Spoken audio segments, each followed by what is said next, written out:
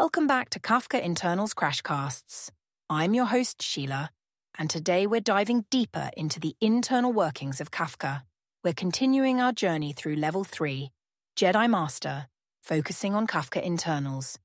In our last episode, we covered log segments, storage and retention policies. Now we're moving on to indexes and message format. Victor, are you ready to unravel these mysteries for our listeners? Absolutely, Sheila. I'm excited to explore these crucial components of Kafka's architecture.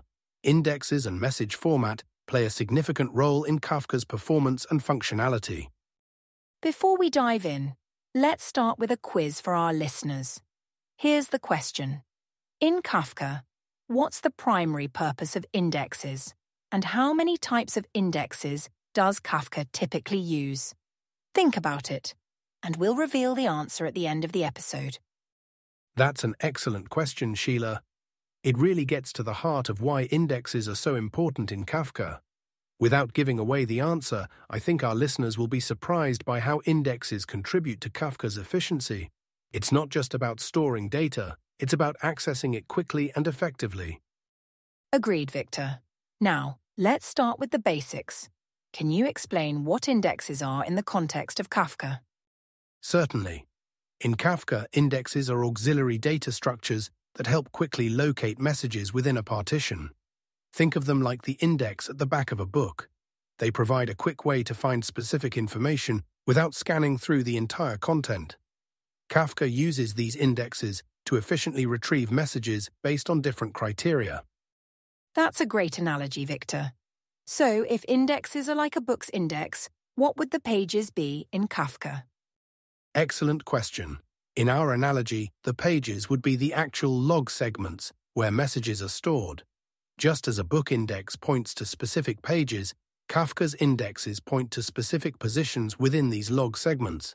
This allows Kafka to quickly jump to the right location when fetching messages, rather than scanning through all the data. I see. So, what types of indexes does Kafka use? Are there different indexes for different purposes? Indeed, there are. Kafka primarily uses three types of indexes. 1. Offset index. This maps message offsets to their physical position in the log file. 2. Time index. This maps timestamps to message offsets. 3. Producer ID index. This is used for exactly once semantics, mapping producer IDs and sequence numbers to message offsets. Each of these serves a specific purpose in optimizing message retrieval and ensuring data consistency. That's fascinating. Can you elaborate on how these indexes improve Kafka's performance? Certainly. The offset index allows Kafka to quickly locate messages by their offset, which is crucial for consumer operations. Without this index, Kafka would need to scan through the entire log to find a specific message. The time index enables efficient time-based queries. For example, if a consumer wants to read messages from a specific timestamp onwards, Kafka can use this index to find the right starting point quickly. The producer ID index supports Kafka's exactly once semantics, which ensures that each message is processed once and only once, by allowing quick lookups of producer-specific information. This is essential for handling duplicate messages and ensuring data consistency. That makes sense. Now, let's shift gears a bit and talk about the message format. How has it evolved over time, and why is it important? Great question. Kafka's message format has evolved significantly since its inception. The current message format introduced in Kafka 0.11.0 is more complex but also more powerful than its predecessors. The message format is crucial because it determines how data is stored and retrieved. It includes metadata such as the message offset, timestamp, and compression type, along with the actual message payload. One key evolution was the introduction of record batches, which allow multiple records to be grouped together, improving compression and overall performance. That's interesting. Are there any challenges or potential pitfalls related to indexes or message format that our listeners should be aware of? Absolutely, Sheila. One common pitfall is underestimating the impact of index size on performance. While indexes greatly speed up reads, they also consume disk space and memory. If not managed properly, they can lead to increased storage costs and potential out-of-memory errors. Another challenge is backwards compatibility. When upgrading Kafka, it's crucial to consider the message format compatibility between different versions to ensure smooth operations.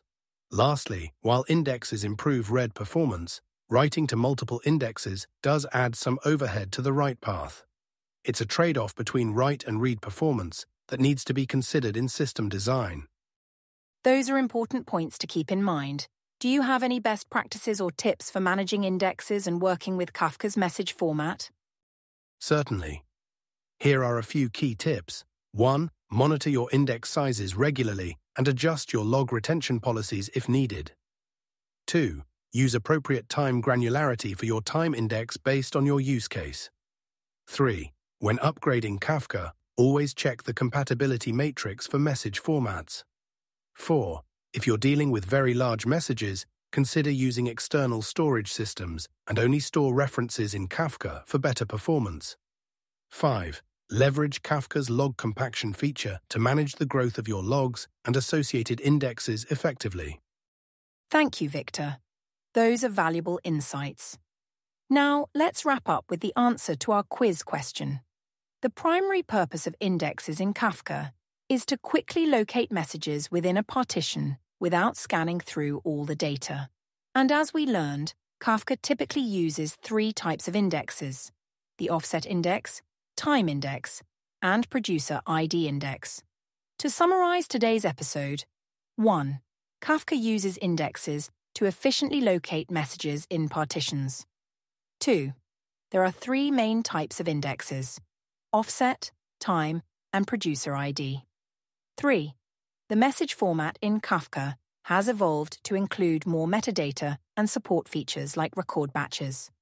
4. While indexes improve read performance, they come with trade-offs in terms of storage and write overhead. 5. Proper management of indexes and understanding of message format are crucial for optimal Kafka performance.